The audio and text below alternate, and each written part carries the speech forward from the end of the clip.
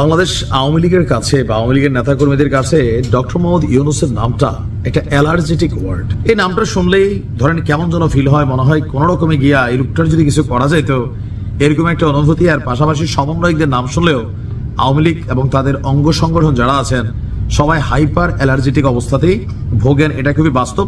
বিএনপিও হালকা হালকা ভোগা শুরু করছে, সময়ের সাথে হয়তো আরো ভোগবে, কারণ নির্বাচনের সাথে বিএনপির। বাট এই সকল কিছু বাহিরে ডক্টর ইউনূস এবার যে কর্মটা করতে যাচ্ছেন, আওয়ামী লীগের আরো প্রচুর আফসোস হবে, ভারতের আফসোস হবে, তবে রাষ্ট্র হিসেবে বাংলাদেশের জন্য এটা ভালো হবে। কথা বলছি আওয়ামী লীগ সরকারের খুবই ঘনিষ্ঠ একটা রাষ্ট্র চীন। আপনি জানেন যে শেষ মুহূর্তে ভারতের সাথে শেখ হাসিনা একটা দূরত্ব তৈরি হয়েছিল এবং সর্বশেষ একটা চীন সফরের পর, এবার ক্ষমতায় যাওয়ার পর শেখ হাসিনা চীন সফর করে আসছিলেন। আসার পরে সেখান থেকে ভালোই একটা নেগেটিভিটি তার মধ্যে তৈরি হয়েছিল। ওইখানে কি হয়েছিল আমরা জানি না, বাট আইসে ওই সাক্ষাৎকারটা ছিল যে কোটা কি রাজাকারের নাতিপতিরা পাবে, মুক্তিযোদ্ধারা পাবে না, ওইখান থেকে কিন্তু শুরু। সেই চীন ডক্টর মোহাম্মদ ইউনূসকে নেওয়ার জন্য আস্ত বিমান পাঠা দিতে রাজি, বাট কোন রকমে ডক্টর মোহাম্মদ ইউনূসকে তারা নেওয়ার জন্য সর্বোচ্চ চেষ্টা করেছে।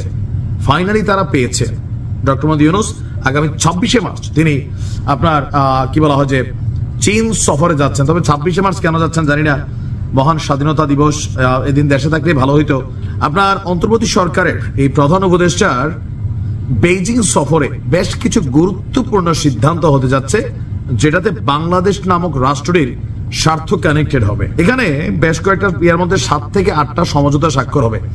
একই সঙ্গে আপনার মোংলা বন্দরকে আধুনিকায়ন, এটা খুবই জরুরি। বাংলাদেশ নদীমাতৃক দেশ, ইভেন আমাদের যে ভৌগোলিক অবস্থান, এখানে পৃথিবীর অনেক দেশে ট্রানজিট পয়েন্ট হিসাবে বন্দরগুলো কাজ করে। সো এই যে বন্দরগুলো কাজ করে, সমুদ্রের নাব্যতা অভাবের কারণে গভীর সমুদ্রে বন্দর ব্যবস্থা করা লাগে, সেখান থেকে আবার লাইটার জাহাজে মালামাল অনেক সময় আনা লাগে। তো এই যে সার্বিক ব্যবস্থা, এটাকে অত্যাধুনিক করার জন্য চীন একটা বড় ধরনের বিনিয়োগ করবে। একই সঙ্গে এই সফরে রোবট ফিজিওথেরাপি পুনর্বাসন কেন্দ্র এবং চট্টগ্রাম ও রাজশাহী বিশ্ববিদ্যালয়ে কনফ্লুসিয়াস ইনস্টিটিউট স্থাপন সহ বেশ কয়েকটি গুরুত্বপূর্ণ সিদ্ধান্ত হতে যাচ্ছে। সবকিছু ঠিকঠাক থাকলে 26শে মার্চ দুপুরে চীনের উদ্দেশ্যে ঢাকা ছাড়বেন। কেউ কেউ বলছেন চীন নিজস্ব বিমান পাঠাবে ডক্টর মোহাম্মদ ইউনূসকে নিয়ে যাওয়ার জন্য, যেটা বাংলাদেশে কখনো আর ঘটে নাই সম্ভবত।